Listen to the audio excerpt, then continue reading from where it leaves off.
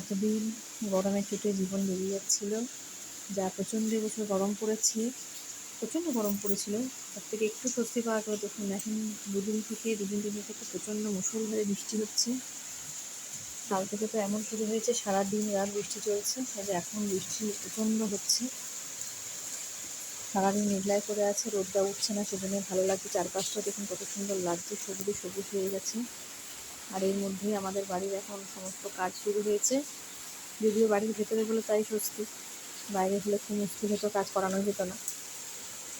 আর আমাদের এই যে নতুন এখানে টাইলস বসলো এই চোখটাতে, এই কাজটা কমপ্লিট হয়েছে, এখন এবার রঙের কাজ লেগেছে।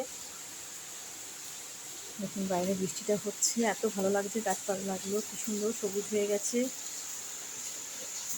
বৃষ্টিটা হচ্ছে বলে ভালোও লাগছে, কারণ গরমটাও একটু কমে গেছে, ঠান্ডা ঠান্ডা ভাবটা হয়েছে।